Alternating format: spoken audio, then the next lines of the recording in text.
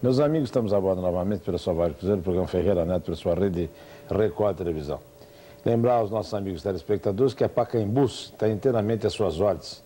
Quem precisa de ônibus, micro-ônibus, faz uma visita a Pacaembus e será bem atendido. Faça uma visitinha que não vai se arrepender.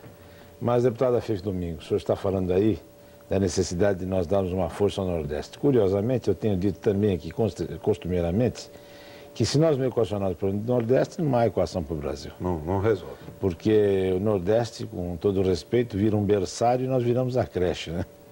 Quer dizer que aí não adianta mais nada, a coisa fica difícil. Vira maternidade, a gente vira a creche.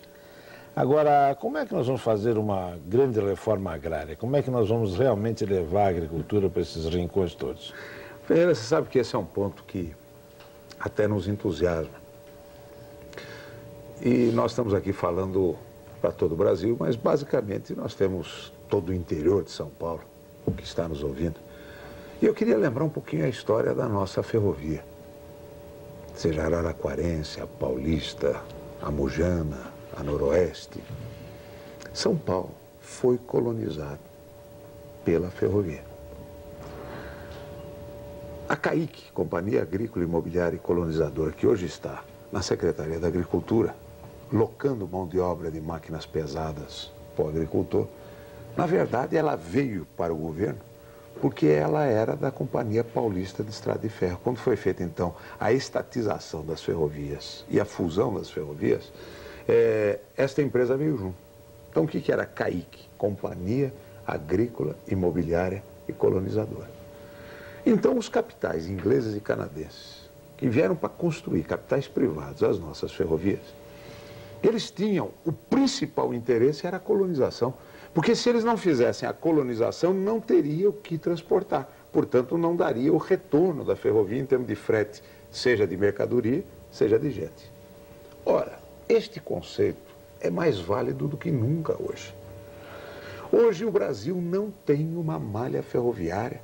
Um Brasil continente, um país continente como o nosso, não pode pensar que nós vamos fazer transporte de longa distância por rodovia. Tanto é que o risco que nós temos nas nossas estradas hoje, estradas em péssimas condições de conservação, é porque nós estamos com um tráfego intenso. As ferrovias, as rodovias hoje que transportam as carretas que escoam a produção agrícola são as chamadas rodovias da morte. Veja o grau de acidentes e a falta de condição de conservação, porque com o tráfego pesado, de longo percurso, não há estrada que aguente. Portanto, infelizmente, nos últimos 25 anos, nós matamos a nossa ferrovia, o Ferreira. E é exatamente o segredo americano. O Juscelino, quando sonhou com o projeto do Brasil, com Brasília, no centro do Brasil, era exatamente para forçar a infraestrutura, levando a capital para o interior, para que nós tivéssemos condições de rasgar o coração do Brasil em termos de infraestrutura para iniciar na segunda etapa o projeto agrícola. Acontece que ele começou com a rodovia, mas na verdade o grande projeto era a ferrovia, tanto é que foi no governo do Juscelino que mais se construiu ferrovia no Brasil. Mas ele olhava o exemplo americano. O segredo dos Estados Unidos hoje é a ferrovia e é a agricultura. Quer dizer, a força americana, gente, não é nem computador, nem avião. O maior produto de exportação americana é grão. Os Estados Unidos é responsável por 50% da comercialização de grãos no mercado internacional. É milho, soja, sorgo, trigo. Agora, qual é o segredo? É que os Estados Unidos foi colonizado pela máquina a vapor. É só nós olharmos aí os filmes de Bang Bang, no faroeste, era a locomotiva, era o trilho. Então era um processo de colonização junto com o trilho do trem. Aqui no Brasil, Ferreira, nós estamos ainda por fazer o nosso projeto de colonização. Porque na hora que nós estivermos estendendo a ferrovia, nós estaremos estendendo a rede de armazéns, estaremos estendendo a rede de energia elétrica, estaremos estendendo a rede de comunicação em áreas que nós vamos valorizar para uma finalidade, que é a da produção. Aí entra a reforma agrária. Aí entra o processo onde o Estado leva a infraestrutura, estabelece a meta política e quem estiver dentro desta área que não entrar no carrossel da produção, toma um imposto progressivo de tal ordem que no prazo de 3 a 4 anos, ele ou arrenda a propriedade, ou vende a propriedade, ou perde a propriedade, que vai ser transferida para quem vai cumprir aquela meta estabelecida.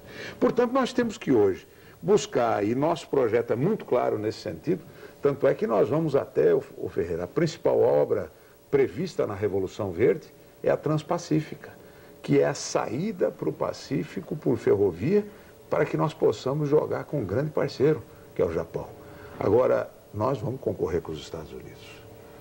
Hoje, a gente percebe que cada vez que a gente fala da expansão da agricultura, da expansão dos grãos, na saída para o Pacífico, que eu sou contra a rodovia, eu sou a favor da ferrovia, porque aí nós controlamos a penetração na floresta, aí vem um bando de ecologistas dizendo que a Amazônia não pode ser mexida, vem um senador americano aqui dizer que nós não podemos mexer, porque isso daqui é uma reserva do mundo. Aí eu pergunto, mas espera um pouquinho, não foram vocês que mais mataram índio a Winchester, que mais fabricaram bombas atômicas, que fabricaram os defensivos químicos ou os desfoliantes? Então, nesta altura, a nossa revolução prevê um projeto ecológico muito sério, que é o primeiro país, a grande potência do terceiro milênio, que vai ocupar suas reservas sem imitar o exemplo dos países desenvolvidos, porque eles predaram. E nós podemos fazer a mesma coisa com uma nova cultura, sem predar, aprendendo com eles o que não fazer. Agora, o que fazer? Nós temos que buscar, como somos um país tropical, buscar o nosso próprio conhecimento, e o que puder contar com a ajuda internacional nessa área, podemos contar. Então, o projeto nosso passa pela infraestrutura. Não é que eu seja saudosista da ferrovia, não, porque inclusive esse fim de semana eu estive no sítio da fazenda, da família, lá em Casa Branca, que é a minha origem. Inclusive dentro do sítio nós temos um vagão da antiga Mugiana, todo preservado, que é a história um pouquinho de cada um de nós. Mas a ferrovia é o grande segredo para um país continente, ao lado do transporte fluvial, que nós abandonamos, porque, infelizmente, a cultura dos nossos barragistas só olhou a hidrelétrica e não olhou o uso múltiplo da água, o uso da irrigação, a eclusa para o transporte fluvial. Então, nestas áreas, no sistema de transporte, nós vamos ter que usar a ferrovia, utilizar o transporte fluvial e utilizar o transporte rodoviário como suplemento, exatamente até chegar à linha tronco da ferrovia. Com isso, Ferreira, nós faremos um projeto de colonização, como foi feito em São Paulo. A força industrial de São Paulo nasceu porque São Paulo tinha um grande alicerce na agricultura. Se você não tem uma agricultura muito boa, muito sólida, muito bem implantada, a industrialização fica capenga. A indústria seria o telhado. Se você não tem alicerce, a casa cai. Veja o Nordeste, que quis fazer todo o desenvolvimento através da Sudene pela industrialização, sem olhar a agricultura. Veja aí as distorções que nós estamos sentindo aqui no Sul. Agora, deputado, com isso, então, com essa Revolução Verde, a reforma agrária já fica subentendida? A reforma agrária é um meio. A reforma agrária nunca foi um fim, Ferreira. Ela é um meio para se atingir um fim. Qual é o fim? É a produção. Porque quando eu pergunto para o povo o que você quer, terra ou comida? O povo não come terra, come comida. O nosso compromisso, como os países modernos têm menos de 3 ou 3% da população no campo e o resto está nas cidades, e o que nós queremos é que fiquem não nas grandes cidades, mas nos pequenos e médios municípios esparramados por todo o Brasil, nós temos que ter uma agricultura muito moderna, uma agricultura capitalista que produz em escala para alimentar esse povo e exportar o que sobrar da mesa do brasileiro, e não mais o que tiver faltando. Agora, deputado, o senhor critica com muita razão, nós aqui também criticamos por defender a livre iniciativa, a interferência exagerada do Estado. Mas o senhor foi constituinte e viu como é que foram colocadas as coisas na nova Constituição. Eu tenho conversado aqui com presidenciáveis, inclusive o doutor Ulisses Guimarães, que nos honrou com a presença, e todos, de certa forma, acham que deve haver uma emenda constitucional abrindo esse capítulo para que o governo possa se mexer. Porque se nós continuarmos assim, o Estado é esse que está aí, ninguém rasga, ninguém mexe, é intocável. E aí não vai. Como é que o senhor analisa, como é que o senhor equacionaria esse problema desse inchaço da máquina, que era inclusive, além de estável absolutamente, ela é irremovível, não se pode tirar o senhor daqui e mandar para o outro lado, etc. Ô Ferreira, a nossa Constituição ela foi corporativa. Portanto, como faltou um projeto de nação, quer dizer, a nova República devia trazer um projeto para o país e a Constituinte deveria traduzir o que seria esse novo projeto. Infelizmente, deu no que deu. Sem projeto nenhum, nós entramos numa Constituinte onde cada corporação tomou o lugar da nação. Defendeu o dele. Defendeu o dele. É a República do quero meu, né? Então, cada um é o quero meuísmo. Cada um, então, foi defender o seu e o resultado foi uma Constituinte que consagra o princípio do corporativismo. Agora, todos os constituintes entenderam que aquilo era possível naquele instante. Tanto é que foi introduzido uma emenda ou um artigo que prevê a reforma da Constituição em 1993 por maioria absoluta de votos, ou seja, a mesma maioria que escreveu a Constituinte. Essa foi uma medida sábia, onde nós sabíamos que para aquele momento era o que era possível e aguardaríamos então o projeto de 1989 para que então o povo se manifestasse e a partir do projeto de 1989 se elegesse uma maioria em 90 que então votaria a reforma constitucional de 1993. Porém, antes, algumas medidas terão que ser tomadas. Eu não tenho a menor dúvida. Agora, um presidente que se apresenta, Ferreira, com um projeto aprovado pelo povo, porque eu não tenho nada a esconder, o meu projeto, inclusive, ele está sendo agora traduzido para uma linguagem bem popular em todos os seus itens, porque eu quero que desde os universitários, os PhDs, tomem conhecimento do projeto, como o povo mais humilde da nossa periferia também tome conhecimento do projeto através das linguagens próprias, propícias a cada um. Mas eu quero que todos saibam aquilo que nós estamos pensando e as medidas que vamos tomar. Um presidente eleito com respaldo popular, eu tenho certeza, Ferreira, como o dia vai amanhecer amanhã e como eu conheço a classe política, se a linha de vento do voto for na direção desta linha, eu não tenho a menor dúvida de obter uma maioria mesmo neste primeiro ano de governo. Até porque todo mundo está preocupado em renovar seu mandato em 90. Desde que as ideias sejam claras, eu tenho certeza que muita coisa nós vamos conseguir fazer já no primeiro ano de governo. E aí você cita um ponto muito importante, que é o problema do inchaço da máquina. O que nós precisamos definir, e isso está bem claro aqui em nosso projeto, é exatamente o conceito de qual é o papel do Estado. O que nós pensamos que seja a função do Estado? Por que nós vamos, então, enxugar o Estado? Não é simplesmente cortar pessoal, como a proposta do presidente Sarney, do governo Sarney, que era, vamos cortar aqueles que têm menos de 5 anos de casa. Peraí, você vai cortar alguém que deve estar numa função muito importante e vai deixar outros que estão em função que há 25 anos a função não é importante. Então, o que importa hoje é a redefinição do papel do Estado. Essa definição nós já temos, que é o Estado que vai cuidar, primeiro, da igualdade de oportunidade. Este é o papel fundamental do Estado liberal. O Estado forte, onde a igualdade de oportunidade não pode ser medida quando você tem nutridos e subnutridos. Entre os que têm acesso ao saber e os que não têm acesso ao saber, hoje o fosso é profundo. Entre os analfabetos e os alfabetizados que tiveram condição de se alfabetizar e os que não tiveram em função de subnutrição, que é o grande mal do país hoje, que gera miséria. Portanto, hoje, a função básica do Estado é um brutal e grande investimento nas áreas de educação e saúde. Segundo, é o Estado que cuida dos direitos individuais e coletivos.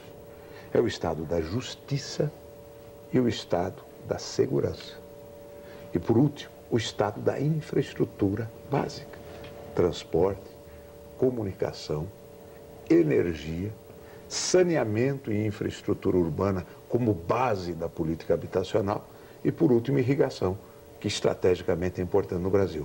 Tudo que tiver enquadrado dentro desta visão, fica. O que não tiver, será fechado ou vendido. Tanto é que o nosso projeto já prevê, no primeiro dia de governo eu vou anunciar 13 ministérios, Ferreira. 10 civis e 3 militares. Dentro desta visão, deixa eu até pegar aqui para você, página 70, os ministérios serão Justiça, Relações Exteriores, Economia, Tesouro, porque nós vamos ter um tesoureiro, aquele que não se lança nada na coluna do deve, sem contrapartida da coluna do haver. É tesoureiro mesmo, ele cuida da receita e da despesa. Se não passar pelo crivo e não tiver dinheiro, não autoriza a despesa, nem a despesa autorizada pela economia. É tesoureiro mesmo. Depois nós vamos ter o Ministério do Interior, o Ministério da Agricultura, que passa a ser até de forma diferenciada a economia, porque é o carro-chefe da Revolução Verde, Educação e Cultura, fundindo cultura na área da educação, voltando o que era, Saúde e Assistência Social, onde inclui a Previdência Social, num ministério só, o Ministério do Trabalho e, por fim, o Ministério de Obras e Serviços Públicos, onde as áreas de obras e serviços públicos estarão todas numa área. Então, acaba transporte, acaba minas e energia, acaba comunicação, tudo isto está na área de obras e serviços públicos. E 3 ministérios militares, Marinha, Exército, Aeronáutica. SNI deixa de ser ministério, passa a ser Secretaria da Presidência da República, que não precisa ser um órgão militar, é um órgão de informação, inclusive civil, informação militar, é informação da Presidência da República. O ENFA também é uma secretaria que passa a ser também uma secretaria do Conselho de Segurança Nacional, coordenando as 3 áreas militares diretamente ligadas à Presidência da República. Pronto. Aqui já começa o grande plano da reforma administrativa com o enxugamento dos ministérios. E as estatais que estiverem enquadradas dentro daquilo que eu falei, que seria de obras e serviços públicos, fica. O que não tiver, gente, nós vamos fechar ou vamos vender. Agora, e os funcionários estáveis? Porque aí vai sobrar gente. Muito bem. Né? Esse é um ponto estratégico de grande importância, porque todo mundo fala, não pode mexer porque são estáveis. Espera um pouco, eu não estou mexendo neles, eu vou mexer primeiro na função. Na estrutura. Na função, porque senão você fica, por conta de cada um querer garantir a sua estabilidade, mantendo o órgão. Mas peraí, o órgão não tem que ser mantido se ele não tem função. Inclusive, se eu for eleito com esta plataforma, que eu vou dizer, não, é o povo que disse, acabou o desejo corporativo, agora nós vamos diretamente em cima das áreas próprias. Então, Ferreira, eu prefiro, já que a Constituição dá estabilidade, o primeiro ato é, vamos fechar o órgão e manda a turma para casa. Primeiro ato. Por quê? O que eu vou economizar de cafezinho, de automóvel, de papel, eu não faria de diferente. prédio, tá certo? Isso me parece que se você fizer uma Eu não análise... faria diferente. Eu não faria diferente, eu faria exatamente isso, porque discutir para mandar embora é melhor deixar em casa, é mais barato, já falei isso várias vezes. Bom, aí você vai ter um processo, enquanto nós estamos fazendo o ajustamento, eu estou sendo muito objetivo dentro daquilo que a gente tem, nós temos que ser pragmáticos. Eu estou à vontade com a sua plataforma, porque eu concordo em gênero de grau. Então, dentro deste princípio, o que nós vamos fazer? Enquanto nós estamos promovendo o duro ataque à causa da inflação, porque isso daí todo mundo está empurrando de barriga. Não dá mais para empurrar de barriga. Nos primeiros 6 meses de governo, você tem que tomar todas as medidas do ajustamento necessário. Passar, passou, você não vai mais. Aí, esse pessoal que vai ficando em casa, nós vamos ter que fazer uma resseleção. Porque você tem muita gente boa na máquina pública. Exatamente para você aproveitar o melhor do melhor da cultura da administração pública, para você relocar nas áreas que você precisa. Vai chamando quem a gente vai sentindo falta, né? Exatamente porque você tem gente boa na área. Manda tudo para casa e depois vai chamando quem a gente sente falta. A partir daí, você vai ter um excedente. E esse excedente, Ferreira, à medida que nós tenhamos a retomada do desenvolvimento pela estabilidade da moeda, e o plano cruzado, que foi uma mentira, mas nos primeiros 7 meses, enquanto a mentira passou por verdade, veja que aconteceu coisas interessantes para que nós tenhamos uma ideia do que seria uma economia de moeda estável. Quando a gente fala a inflação não existe mais. Primeiro, o dinheiro sai da especulação financeira e vai para a área produtiva e gera emprego. Você sabe que os bancos naquela época dispensaram cerca de 200 mil funcionários. Você teve notícia de reclamação? Nenhum problema. Porque ele saía de um setor, como a mão de obra estava, a demanda por mão de obra era brutal pela retomada do desenvolvimento, eles eram locados para outros setores. Então nós podemos fazer a mesma coisa do setor improdutivo para o setor produtivo. Nós vamos fazendo os acordos. Se eles têm os direitos, vamos acertar os direitos, vai com Deus, vai procurar o emprego na área privada. Nós vamos fazendo esse ajuste, onde nós estamos prevendo que nos primeiros 18 meses de governo, são 18 meses de ajustamento. E esse ajustamento, Ferreira, não se faz sorrindo, não. É com sacrifício. E aí está a diferença. Nós vamos ter que distribuir melhor esse sacrifício. Um dos primeiros atos nossos será também o corte dos subsídios e incentivos, porque isso é uma pouca vergonha no Brasil. Nós nunca fizemos uma análise de custo-benefício de subsídio e incentivo fiscal. O que tem de marmanjo econômico mamando na teta do governo não está escrito. Então, nesses primeiros 18 meses de ajustamento, nós vamos ter que fazer um corte drástico nos subsídios e incentivos e transferir subsídio para a área mais carente de quem ganha até 1 a 3 salários, porque não vai ser possível um ajuste de salário logo nos primeiros 8 meses de um programa de ajustamento. Então, nós vamos ter que socorrer a população de baixa renda em cima do quê? Comida e remédio, que são 2 itens hoje que pesam brutalmente no orçamento. Então, os subsídios dos marmanjos econômicos serão transferidos para uma cesta básica durante o período do ajustamento, até buscarmos a estabilidade e a retomada do desenvolvimento, nesta cesta básica de alimentos, remédios e num grande programa de frente de trabalho.